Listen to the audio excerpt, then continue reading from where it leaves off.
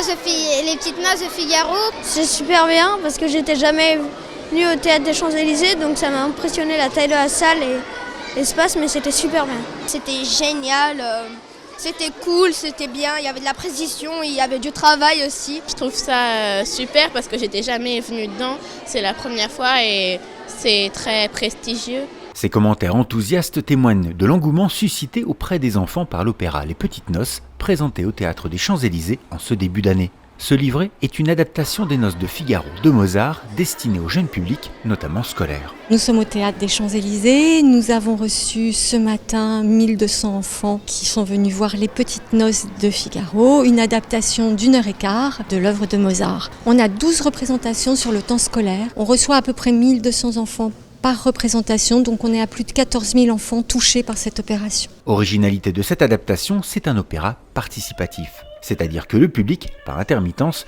devient acteur en chantant depuis son fauteuil. Ainsi, 6 fois par représentation, la lumière se rallume dans la salle et les jeunes spectateurs, guidés par le chef d'orchestre, entonnent en chœur un extrait du livret appris en classe. Moment de frisson et d'émotion garanti pour les enfants, mais aussi pour les interprètes.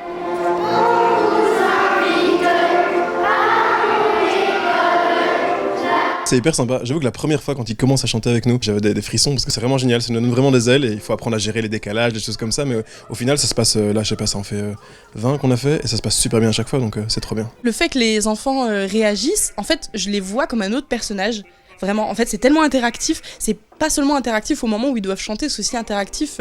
C'est hyper agréable d'entendre leurs réactions sur tout ce qu'on fait. Et du coup, on a vraiment l'impression que c'est un autre personnage qui est avec nous. Mais avant de pouvoir devenir un protagoniste de cet opéra participatif, il a fallu d'abord un vrai travail en classe. Exemple avec les CM2 de l'école Parmentier à Paris et leur professeur d'éducation musicale qui a initié le projet auprès de la classe à l'automne dernier. Méthodologiquement, j'ai commencé par une écoute, leur faire écouter, parce que l'idée c'est de faire découvrir, susciter un petit peu l'intérêt, le mystère, la curiosité. Après j'ai raconté l'histoire de l'opéra. Et puis j'ai commencé l'apprentissage des chants. Moi j'ai travaillé avec eux musicalement pour que ce soit juste, pour que ce soit en place. Et puis à un moment donné, j'ai dit à la maîtresse, maintenant il faut réviser un petit peu en classe. Donc là, voilà, on s'est un peu complété pour que ce puisse être repris dans la semaine, puisque comme je les vois qu'une fois par semaine, des fois ça a besoin d'un petit rappel. Une petite piqûre de rappel que les élèves ont souhaité presque quotidienne, selon une méthodologie bien précise, même si l'exercice n'était pas évident. L'écrit-au-tableau, on devait refaire 3 fois, après ils effaçaient des mots et tout. Comme ça on retient bien. Au début, on avait un peu de mal pour la vitesse et le rythme, mais au bout du temps, on a réussi à se concentrer sur le rythme. On écoutait là où, quand la prof elle nous disait là où il fallait améliorer. Du coup, on savait, on essayait de faire ça en classe. Au début, c'était un peu le bazar, mais après, on commençait bien à progresser. Des élèves qui ont su donc travailler ensemble et se responsabiliser pour le plus grand plaisir de leur enseignante en musique qui souligne l'intérêt de cette initiative. J'ai trouvé ça vraiment très très bien et très porteur pour la classe. La classe, elle a changé, je trouve. L'initiative est très intéressante. Pour les enfants, ils s'approprient en partie l'œuvre qui devient la leur puisqu'ils chantent. C'est plus quelque chose d'extérieur ou quelque chose d'étranger, c'est quelque chose de familier. Et ça, je trouve que c'est extrêmement porteur. Et je trouve que le travail qui a été fait par le Théâtre des Champs-Élysées, il est vraiment très abouti.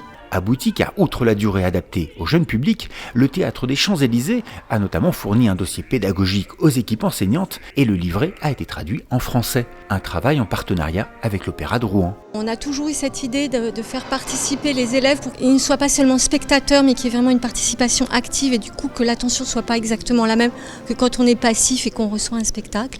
Donc c'est une idée qu'on a depuis très longtemps. Mais là, depuis 3 ans, on s'est associé à l'Opéra de Rouen qui fait ça depuis fort longtemps pour bénéficier de leur expertise. Et l'idée, c'est que ces opéras participatifs tournent en région. Donc il y a aussi l'Opéra de Toulon, d'Avignon qui vont accueillir ces productions. Territoire, culture, jeune public, autant de priorités que la Caisse des dépôts aborde et soutient notamment par le biais de son action de mécénat. Le mécénat de la Caisse des dépôts soutient l'initiative des opéras participatifs, d'abord parce que c'est un beau spectacle et une très belle initiative, que parmi les programmes du mécénat de la Caisse des dépôts, il y a le jeune public, c'est une cible prioritaire, donc nous partageons la même cible et que nous sommes très fiers et très heureux d'apporter un soutien financier à cet opéra qui est coproduit avec d'autres maisons d'opéra et donc qui fait aussi un parcours et un programme sur l'ensemble du territoire français. Chaque année, la Caisse des dépôts alloue à son action de mécénat un budget de près de 3 millions d'euros.